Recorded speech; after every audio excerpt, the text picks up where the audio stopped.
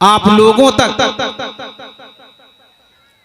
अल्लाह के नबी मुहम्मदुर रसूलुल्लाह सल्लल्लाहु अलैहि वसल्लम की सीरत तैयबा को पेश किया जाए। मेरे दोस्तों और बुजुर्गों, मैंने जिस आयत मुक़द्दसा मुताहरा की तिलावत का शरफ हासिल किया है,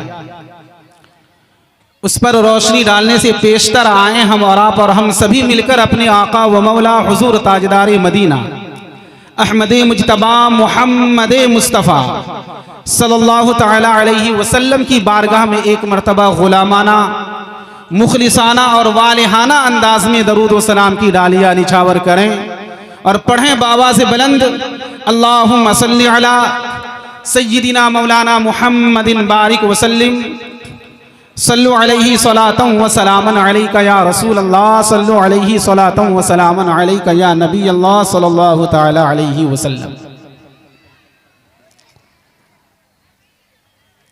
दरूद शरीफ पढ़े इतना बड़ा मजमा है, पता नहीं चला कि हम लोग दरूद पढ़े हैं। मेरे दोस्तों, अल्लाह के नबी की हदीस है, हुजूर फरमाते हैं कि जो इंसान सिद्क दिल से, इखलास के साथ, खुलूस के साथ मुझ पर दुरूद पढ़ ले, क़यामत के दिन मैं उसकी बख्शिश करूंगा। हुजूर फरमाते हैं, मन सल्ला अलैया वजबत लहू शफाअती, कि जिसने मुझ पर दुरूद पढ़ा क़यामत के दिन मैं उसकी शफाअत करूंगा। और हम हुजूर से मोहब्बत करने वाले हैं, दुरूद पढ़ते हैं, पता नहीं चलता कि हम दुरूद पढ़ते। हुजूर की शफाअत किसको नहीं चाहिए? हर इंसान मोहताज है हुजूर की शफाअत का। इसलिए जब हुजूर पर दुरूद पढ़ने की बात आए तो बावाज़े बुलंद पढ़ना चाहिए, खुलूस के साथ पढ़ना चाहिए। एक बार फिर से पढ़ें, अल्लाहुम्मा सल्ली अला सय्यिदिना मौलाना मुहम्मदिन बारिक वसल्लिम सल्लु अलैहि सलातन व सलामन अलैका या रसूल अल्लाह, सल्लु अलैहि सलातन व सलामन अलैका या नबी अल्लाह सल्लल्लाहु तआला अलैहि वसल्लम। Every person want to go to paradise but nobody want to die. बात समझ में आ रही है? हर इंसान जन्नत में जाना चाहता है, मरना कोई नहीं चाहता। सही है कि नहीं? हर इंसान को जन्नत चाहिए, लेकिन वो मरना नहीं चाहता है। क्यों नहीं चाहता है? एक अंग्रेज ने लिखा है, they are not performing the नमाज, they are not performing the नमाज, they are not reciting the holy Quran, they are not spending the money in the way of almighty Allah. अंग्रेज लिखता है कि इंसान जन्नत में तो जाना चाहता है, मरना नहीं चाहता। क्यों नहीं चाहता? इसलिए कि वो नमाज नहीं पढ़ता है, इसलिए कि वो रोजा नहीं रखता, कुरान की तिलावत नहीं करता, अल्लाह की राह में खर्च नहीं करता, इसलिए वो मरना नहीं चाहता। मेरे दोस्तों और बुजुर्गों, कुरान मजीद की जिस आयत मुक़द्दसा और मुताहरा की तिलावत का मैंने शरफ हासिल किया, उलमाए किराम उस आयत के उन्वान से समझ गए हैं कि मेरी तकरीर का उन्वान क्या होगा। रब ने कुरान में बयान फरमाया, इन्नल्लाह ला युगय्यिरु मा बिक़ौमिन हत्ता युगय्यिरु मा बिअनफुसिहिम। अल्लाह ताला किसी कौम की हालत उस वक्त तक नहीं बदलती जब तक कि वो इंसान खुद अपनी हालत को बदलना ना चाहे। जब तक कि कौम खुद अपनी हालत को बदलना ना चाहे, अल्लाह उसे तौफीक नहीं देता है। मेरी तकरीर का उन्वान एजुकेशन है। मुसलमानों में जो इल्मी ज़बूहाली है, मुसलमानों में जो इल्मी फुकदान है, मुसलमानों में जो एजुकेशन की कमी है, हम मुसलमानों को मालूम नहीं है कि हमारी हालत क्या है, मुसलमान किस दौर में जिंदगी गुजार रहा है। उन्हें मालूम नहीं है कि यह तरक्की का दौर है। मुसलमानों को अपनी तालीम और अपनी औलाद की तालीम, अपने बच्चों और बच्चियों की तालीम की फिक्र नहीं है। मुसलमानों की हालत क्या है? कोई भी कौम दुनिया में तरक्की नहीं कर सकती है जब तक कि उसके पास इल्म ना हो। जब तक कि इंसान के पास इल्म की दौलत ना हो, वह इंसान तरक्की नहीं कर सकता। अगर किसी को तरक्की करना है तो उसे इल्म हासिल करना पड़ेगा। दारुल उलूम रज़ाए मुस्तफ़ा जहां पे दीन की तालीम होती है, जहां पे दीन की तालीम बच्चों को दी जाती है। आज दारुल उलूम के हालात को देखें, मदरसों की हालात को देखें और खुद मुसलमानों की हालात को देखें कि मुसलमानों की हालात इल्मी मैदान में क्या है। ज्यादा वक्त नहीं लूंगा मैं मेरे दोस्तों, मुसलमानों की हालात को अगर पढ़ना है तो सर्वे का मुताला कीजिए। Indian national simple survey of India की जो रिपोर्ट है, सच्चर कमेटी की जो रिपोर्ट है, कुंडू कमीशन की जो रिपोर्ट है, उसको आप पढ़िए। मुसलमानों की हालात क्या है उससे आगाही हो जाएगी। मेरे दोस्तों, हुजूर सल्लल्लाहु अलैहि वसल्लम जब दुनिया में मबऊस हुए, शहरे मक्का में जब हुजूर सल्लल्लाहु अलैहि वसल्लम की पैदाइश होती है तो मक्का शरीफ में पढ़े लिखे लोगों की जो तादाद होती है, एक रिवायत के मुताबिक 17, एक रिवायत के मुताबिक 13 लोग मक्का में लिखना पढ़ना जानते थे। लेकिन जब हुजूर सल्लल्लाहु अलैहि वसल्लम इस दुनिया को छोड़कर जाते हैं, दुनिया से पर्दा फरमाते हैं मेरे दोस्तों, तो अल्लाह के नबी मोहम्मद रसूलुल्लाह सल्लल्लाहु अलैहि वसल्लम 1,25,000 लोगों के हाथों में कलम थमा देता है। कितने लोगों के हाथों में? 1,25,000 लोगों के हाथों में कलम थमा देता है। और जब हुजूर मबऊस दुनिया में होते हैं, उस वक्त मक्का में पढ़े लिखे लोगों की तादाद सिर्फ 13, एक रिवायत के मुताबिक 17। और जब हुजूर सल्लल्लाहु अलैहि वसल्लम पर्दा फरमाते हैं, उस वक्त पढ़े लिखे लोगों की तादाद जो मक्का में होती है और अरब में जो होती है, 1,25,000 लोगों की तादाद होती है। मुसलमानों की हालत क्या है? सच्चर कमेटी की रिपोर्ट है, सच्चर कमेटी की रिपोर्ट में बताया गया है 43% of Muslim community are not educated. 43%, 100 मुसलमानों को अगर कहीं पे जमा किया जाए तो उसमें से 43 लोग ऐसे होंगे जिनको लिखना पढ़ना नहीं आता। 43%, 43% are not educated. Sachar committee की रिपोर्ट है, उस रिपोर्ट में यह बताया गया है 25% children are not enrolled in any madrasa in any school. जरा गौर कीजिए, 25% मुस्लिम बच्चे ऐसे हैं जिसका किसी मदरसे में एडमिशन नहीं है, किसी स्कूल में एडमिशन नहीं है। मुस्लिम कम्युनिटी में जो अनपढ़ लोगों की जो तादाद है, सच्चर कमेटी की रिपोर्ट में बताया गया है कि 57% लोगों को लिखना तक नहीं आता। 57% मुस्लिम लोग 100 मुस्लिमों में से ऐसे हैं जिसको अपना नाम तक लिखना नहीं आता। और 47% लोग जो पढ़े लिखे हैं, 43% लोग जो इलिटरेट हैं, 57% लोग पढ़े लिखे लोग जो हैं, उनमें भी ऐसा नहीं है कि सब पीजी किए हुए हूं या ग्रेजुएट हूं या हायर एजुकेशन की डिग्री लिए हूं, ऐसा भी नहीं है। मेरे दोस्तों, सच्चर कमेटी की रिपोर्ट में बताया गया है कि 17% लोग जो पढ़े लिखे हैं वो ऐसे हैं जो प्राइमरी से पहले ही पढ़ाई छोड़ दी, प्राइमरी तक भी नहीं पढ़ पाए। उस रिपोर्ट में यह भी बताया गया है कि 21% लोग सिर्फ प्राइमरी पास है। मुसलमानों की हालत है, गौर से सुनिए, सिर्फ लचीली तकरीर सुन लेने से नहीं होता है।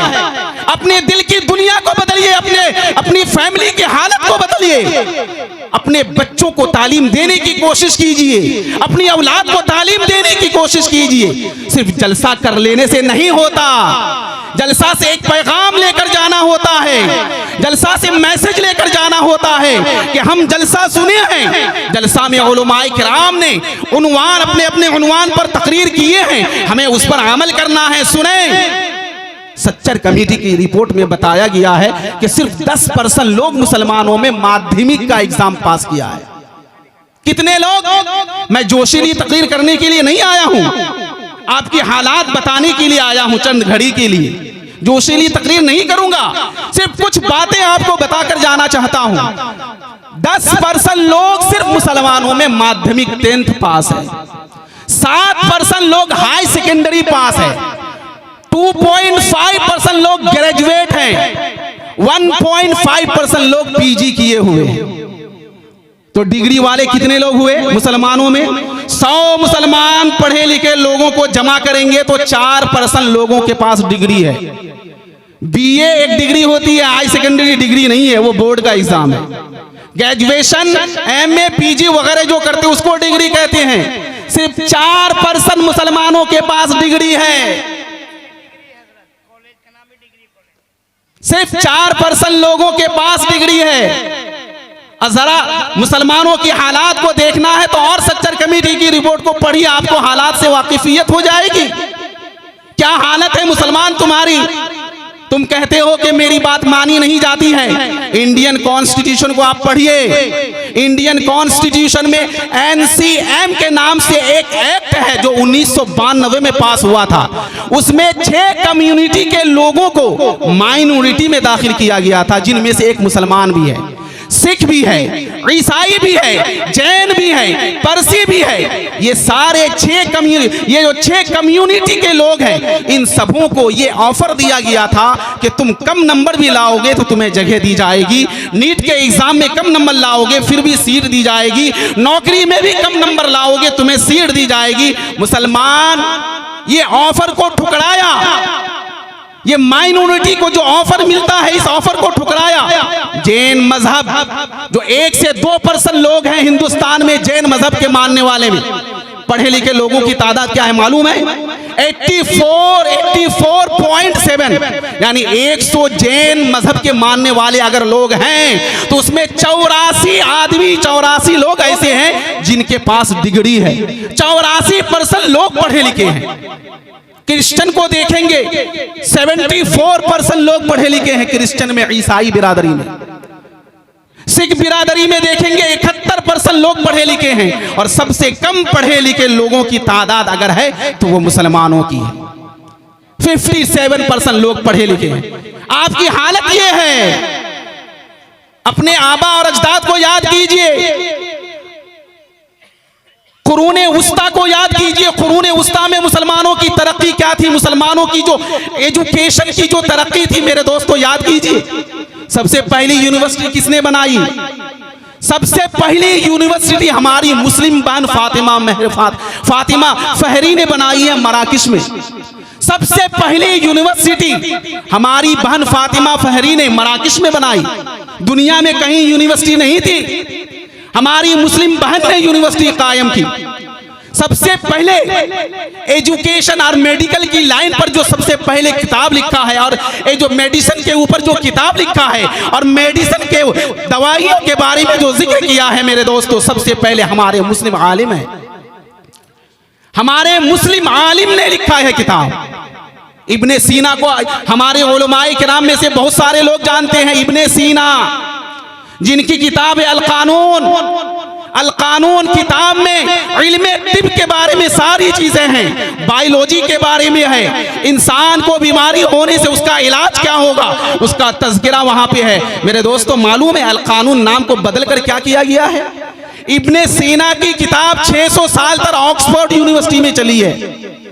600 साल तक हमारे आलिम की किताब ऑक्सफोर्ड यूनिवर्सिटी में 600 साल तक पढ़ाई गई है। अल कानून किताब को 600 साल के बाद 16वीं सदी में इस किताब का नाम को बदला गया और इस किताब का नाम रखा गया इंसाइक्लोपीडिया ऑफ मेडिसिन। किताब का नाम ही बदल दिया क्योंकि मुसलमान पढ़ने वाले हैं नहीं, मुसलमान पढ़ेंगे नहीं। इनको अपने आबा और अजदाद की विरासत से प्यार नहीं है, इनको पढ़ना लिखना नहीं है, इसलिए इनकी किताब को बदल दो, अपने नाम पर छापना शुरू कर दो। मेरे दोस्तों अल कानून नामी जो किताब थी, इल्मे तिब की जो किताब थी, मेडिकल लाइन की जो किताब थी, उस किताब को बदलकर उस किताब का नाम रखा गया इंसाइक्लोपीडिया ऑफ मेडिसिन। सबसे पहले जहाज किसने उड़ाया? सारे लोग जानते हैं कि अमेरिका के राइटर्स ब्रदर ने उड़ाया, नहीं मेरे दोस्तों। सबसे पहले अगर कोई जहाज उड़ाया है तो हमारे मुस्लिम आलिम थे। हमारे मुस्लिम आलिम कुर्तुबा की पहाड़ी से एक ग्लाइडर उड़ाया था, और वो उड़ाने वाले कौन थे मेरे दोस्तों? उसका नाम था अब्बास बिन फरनास, और 875 हिजरी में इस चीज को उड़ाया था। 875 हिजरी में 875 हिजरी में अब्बास बिन फरनास ने हवाई जहाज उड़ाई थी। ये राइटर्स बरोदर ने जो ईजाद किया ये तो 19वीं सदी की ईजाद है, लेकिन हमने अपने आबा और अजदाद को भुला दिया, फरामोश कर गया। ये मैथमेटिक्स की जो किताबें पढ़ते हैं और मुस्लिम बच्चे, तमाम बच्चे को ये मैथमेटिक्स से एलर्जी होती है, उन्हें मैथमेटिक्स समझ में नहीं आती। सबसे ज्यादा अगर कोई सब्जेक्ट हार्ड है तो वो मैथमेटिक्स ही है। लेकिन आप अंदाजा करें, इसका भी मौजूद हमारे मुसलमान आलिम हैं हज़रत, हमारे मुसलमान आलिम ने इसको भी ईजाद किया है और इसके ऊपर किताबें लिखी है। जिस आलिम ने मैथमेटिक्स, अलजेब्रा और जियोमेट्री का मूजिद जिसको कहा जाता है मेरे दोस्तों, गूगल सभी चलाते हैं, आप गूगल पे सर्च करना और वहां पे देखना कि अलजेब्रा का मूजिद कौन है मेरे दोस्तों, तो वहां पे नाम लिखा हुआ आएगा मूसा अल खवारिज़मी। मूसा अल खवारिज़मी ये हमारे आलिम थे, मदरसे में पढ़े लिखे लोग थे, मदरसे में पढ़ने वाले आलिम थे। मूसा अल खवारिज़मी ने जियोमेट्री और मैथमेटिक्स को ईजाद किया, इसका इन्वेंशन किया है और इस फील्ड में उसने एक किताब भी लिखी है जिस किताब का नाम है अल जब्र वल मुकाबला। अल जब्र वल मुकाबला उनकी किताब है और ये किताब कैम्ब्रिज यूनिवर्सिटी में 500 साल तक पढ़ाई गई है। कैम्ब्रिज यूनिवर्सिटी में एडमबरा इतने काबिल क्यों होते थे और आज के ज़माने के उलमाए किराम के अंदर ये सारी खूबियां नहीं है, क्यों नहीं है मेरे दोस्तों? इसकी वजह क्या है? वजह यह है कि आज हमने इल्म को तकसीम कर दिया, आज हमने इल्म को दीनी तालीम, दुनियावी तालीम में मुनक़सिम कर दिया। मेरे दोस्तों याद रखें, आप कुरान को पढ़ें, हदीस को पढ़ें, बुखारी शरीफ को पढ़ें, मुस्लिम शरीफ को पढ़ें, आदेश की जितनी भी किताबें हैं, किसी किताब में इल्म की तकसीम नहीं पाएंगे, किसी किताब में दीनी तालीम और दुनियावी तालीम की तकसीम नहीं है। अगर कुरान और हदीस में दीनी तालीम की जो तकसीम है तो वह इल्म नाफे और इल्म गैर नाफे की तकसीम है। अल्लाह के नबी ने फरमाया इन्नी अस्अलुका इल्मन नाफिआ व अमलन मुतक़ब्बिला। ऐ अल्लाह तबारक व तआला, मैं तेरी बारगाह में इल्म नाफे की दुआ करता हूँ, तू मुझे इल्म नाफे अता कर। तो इल्म नाफे की हदीस तो है, दीनी और दुनियावी तालीम की तकसीम कुरान और हदीस में कहीं पे भी नहीं है। ये तकसीम कब हुई है मेरे दोस्तों? ये तकसीम जो हुई है 1992, ये तकसीम जो हुई है 1392 में ये तकसीम हुई है। दीनी तालीम, दुनियावी तालीम की तकसीम 1392 में हुई है, अंग्रेजों ने ये तकसीम किया है। और जब से ये तकसीम हुई है मेरे दोस्तों, हमारे मदरसे में पढ़ने वाले बच्चे भी बहुत सारे फील्ड में नाकारा हो जाते हैं और स्कूल में पढ़ने वाले बच्चे भी बहुत सारे दीनी मामले में बेकार हो जाते हैं। मेरे दोस्तों ये तकसीम की वजह से मदरसे में पढ़ने वाले बच्चे दुनियावी तालीम से बेजार हो जाते हैं। दुनियावी तालीम उनके पास नहीं होती है, केमिस्ट्री की तालीम उनके पास नहीं होती है, फिजिक्स की तालीम उनके पास नहीं होती है, एस्ट्रोनॉमी की तालीम उसके पास नहीं होती है, जूलॉजी और बोटनी की तालीम उसके पास नहीं होती है। और जो मुस्लिम भाई स्कूल में पढ़ते हैं, जो मुस्लिम लड़के स्कूल में पढ़ते हैं मेरे दोस्तों, उनको अपने वालिद की जनाजा में क्या दुआ पढ़ना चाहिए उनको ये मालूम नहीं होता है।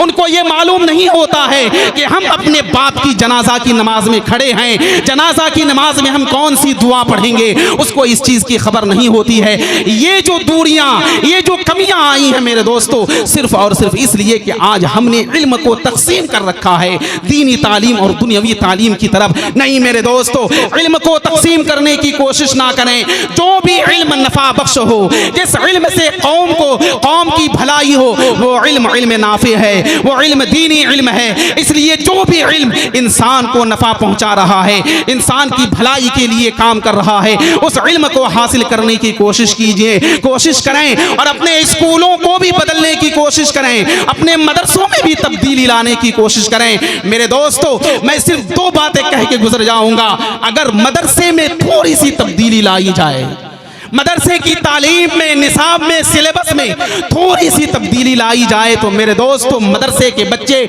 वो कमाल हासिल कर सकते हैं जो दूसरी जगह के बच्चे कमाल हासिल नहीं कर सकते। बेशक नहीं कर सकते। मदरसे के बच्चे में वो गुण और वो खूबी होती है कि वो कुछ भी कर सकते हैं। मदरसे में पढ़ने वाले बच्चे जहां पे यूपीएससी की तैयारी नहीं होती, जहां पे फिजिक्स, केमिस्ट्री ये सब पढ़ाई नहीं जाती, लेकिन फिर भी जब मदरसा को छोड़कर मदरसे से फारिग होने के बाद यूनिवर्सिटी का रुख करते हैं तो वो यूपीएससी का एग्जाम भी क्लियर कर लेते हैं, वो प्रेसिडेंसी यूनिवर्सिटी के प्रोफेसर भी बन जाते हैं, वो बड़े बड़े एग्जाम क्लियर कर लेते हैं। वजह क्या है?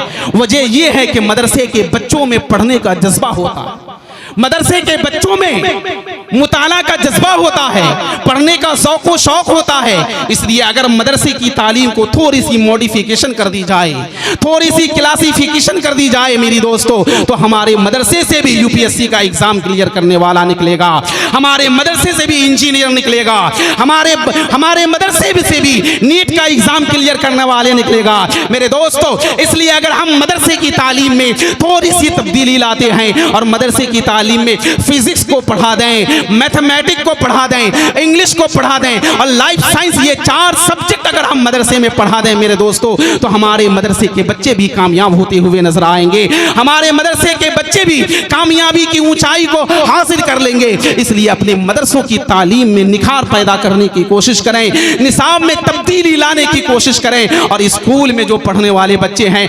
स्कूलों में भी दीनी किताबें दाखिल करने की कोशिश करें, ताकि हमारे बच्चे दीनी तालीम से दूर ना हो जाएं, हमारे बच्चों को नमाज का तरीका मालूम हो जाए, हमारे बच्चों को शरीयत का इल्म हो जाए और जो बुनियादी और ज़रूरी चीज़ें हैं उन ज़रूरी चीज़ों के बारे में अपने हमारे स्कूल के बच्चों को मालूमात हो जाए। दरसो तदरीस की फ़राइज़ अंजाम दे रहे हैं मेरे दोस्तों और बुजुर्गों, उनके चेहरे की ज़ियारत करें, बरकत हासिल करें और सवाब हासिल करें। इल्म के ऊपर चंद बातें मैंने आप लोगों के सामने रखी कि मुसलमानों की हालत क्या है, मुसलमान किस सतही ज़िंदगी में अपनी ज़िंदगी को गुजार रहे हैं। मुसलमानों की हालत ये सच्चर कमेटी की रिपोर्ट के हिसाब से मैंने आपको बताया। जोशीली तकरीर करने के लिए मैं नहीं आया था, सिर्फ ये पैगाम देने के लिए मैं आया था कि आपकी हालत क्या है, आप अपनी हालत को सुधार लें, वरना एक ज़माना ऐसा आएगा कि आज जो इस्राइल फिलिस्तीन के ऊपर बमबारी कर रही है, कहीं वो हालत हमारे हिंदुस्तान में भी ना पैदा हो जाए। मेरे दोस्तों, फिलिस्तीन उस जमीन का मालिक है, उस जमीन में इस्राइल घुसी है, फिलिस्तीन के जमीन में घुसी है और ज्यादा दिन पहले नहीं, 1948 में, 70 साल पहले। और इतनी ताकत हो गई, इतनी ताकत हो गई उनके पास, 16 जंगें लड़ी, मुसलमानों से 6 जंगें लड़ी है, अब तक 16 जंगों में कहीं हारी नहीं। क्यों? इसलिए कि एजुकेशन है उनके पास। आज हाथ से लड़ने का जमाना नहीं है, एजुकेशन से लड़ने का जमाना है। आपके पास तालीम होगी, आप हर तरह के हथियार पैदा कर सकते हैं, तैयार कर सकते हैं। और अगर इल्म नहीं है तो कुछ भी नहीं कर सकते। सिर्फ तादाद बढ़ाने से कुछ नहीं होने वाला है। पूरी दुनिया में 3 अरब लोग हैं मुसलमान, पूरी दुनिया में 3 अरब मुस्लिम आबादी है। कोई इस्राइल के साथ नहीं पाता, 90 लाख की तादाद है, उसके साथ मुकाबला करने वाला कोई नहीं है। हमारी हालत कैसी है वो तो आप सुन चुके। सिर्फ 2.5% लोग ग्रेजुएट, आप क्या कर सकते हैं? आपके पास डीएम नहीं है, एसपी नहीं है, कुछ भी नहीं है। जेल खाने को जाकर देखिए और रिपोर्ट पढ़िए, एनसीआरबी की रिपोर्ट पढ़िए, national crime record of bureau की रिपोर्ट पढ़िए, आपको पता चलेगा कि हिंदुस्तान में 14% मुस्लिम है। सरकार के कागज के हिसाब से 14% मुस्लिम है, लेकिन हिंदुस्तान में जेल में मुसलमानों की जो तादाद है, 100 जेली अगर जेल में है हजरत, तो 30 जेली मुस्लिम है। 100 जेली में 30 जेली मुस्लिम, 14% तादाद तुम्हारी है। अब बंगाल की बात करें तो 43% जेली हमारे बंगाल में मुसलमान है। अगर 100 लोग जेल खाने में है, 43% लोग मुस्लिम हैं हमारे।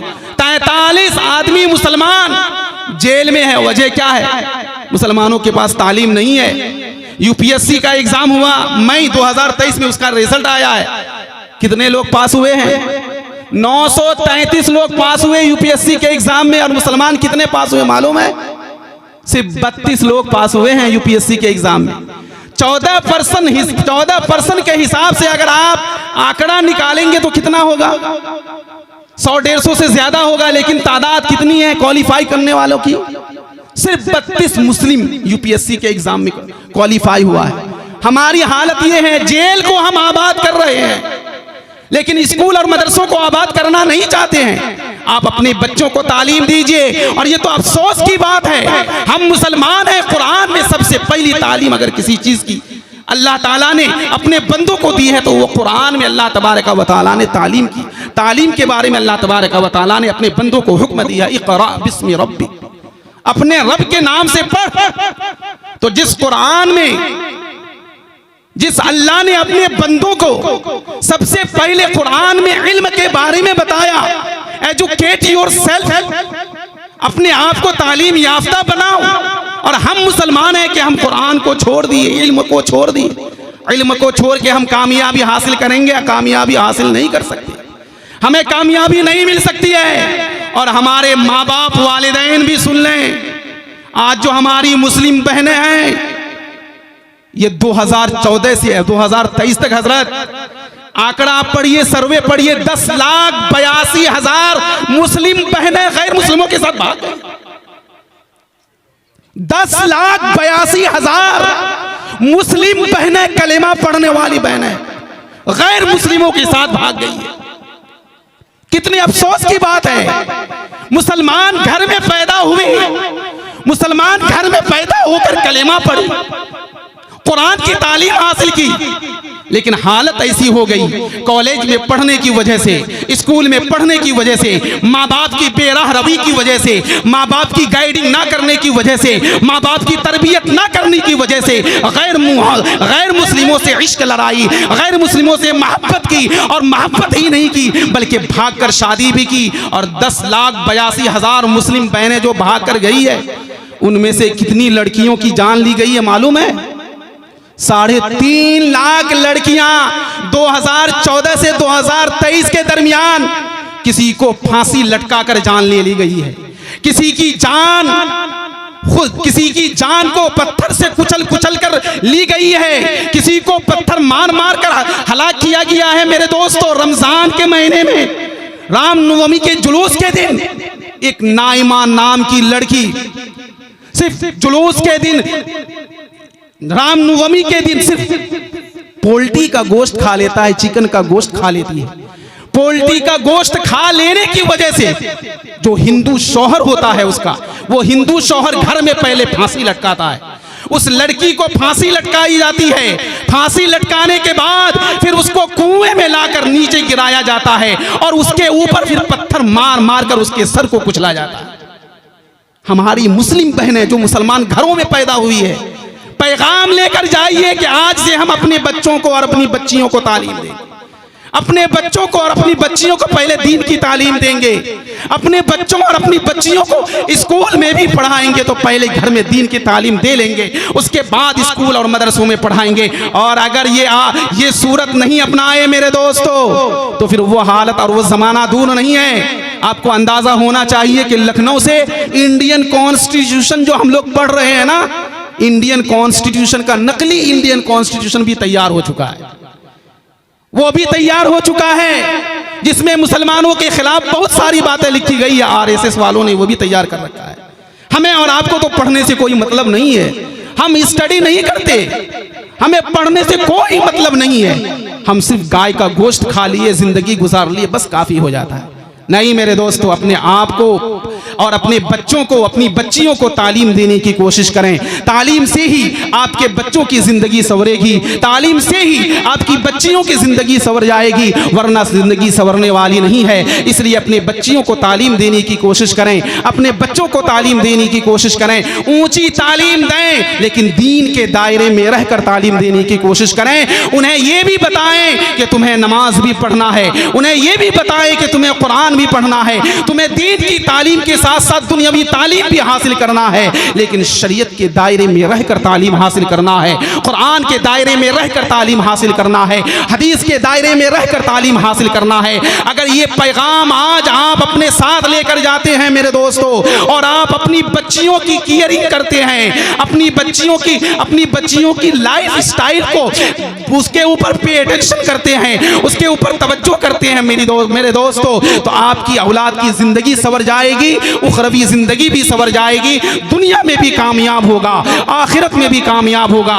बस इन चंद बातों पर अमल करने की कोशिश करें। अपने बच्चों को पढ़ाएं, अपनी बच्चियों को पढ़ाएं, मदरसों को आबाद करें। और लास्ट में अरकान व मुंतज़मीन जो मदरसे के होते हैं उनसे चंद बातें मैं उनके सामने रखने की कोशिश करूंगा। अरकान व मुंतज़मीन जो भी है उनको ये चाहिए कि मदरसे की तालीम में थोड़ी सी क्लासिफिकेशन कर दी जाए, मॉडिफिकेशन कर दी जाए, निसाब में कुछ तब्दीली लाई जाए। मेरे दोस्त, अगर निसाब में तब्दीली ले आएंगे और सिर्फ 4 सब्जेक्ट अगर हम मदरसे में पढ़ा देते हैं, लाइफ साइंस, फिजिकल साइंस और मैथमेटिक्स, इंग्लिश की तालीम तो पहले से होती है, ये 4 सब्जेक्ट अगर हम मदरसे में पढ़ा देते हैं और ज्यादा नहीं सिर्फ 2 घंटे अगर हम पढ़ा देते हैं, हफ्ते में 3 दिन करके अगर हम एक सब्जेक्ट पढ़ा देते हैं मेरे दोस्तों, तो 10 साल के अंदर हमारे मदरसे से यूपीएससी का एग्जाम क्लियर करने वाला बच्चा पाया जाएगा, हमारे मदरसे से इंजीनियरिंग पास करने वाला बच्चा पाया जाएगा, हमारे मदरसे से नीट का एग्जाम पास करने वाला बच्चा पाया जाएगा।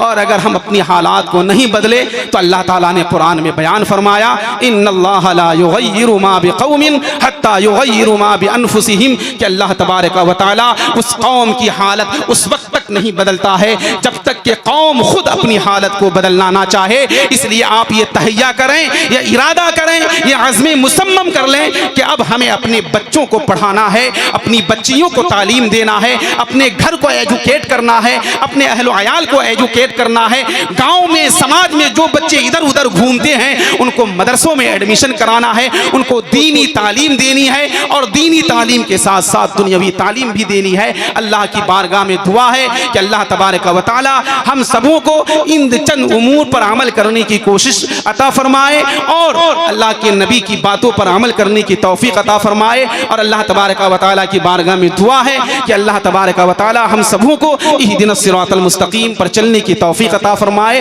अस्तगफिरुल्लाह रब्बी मिन कुल्लि ज़ंबिन व अतूबु इलैहि। अस्सलामु अलैकुम व रहमतुल्लाह।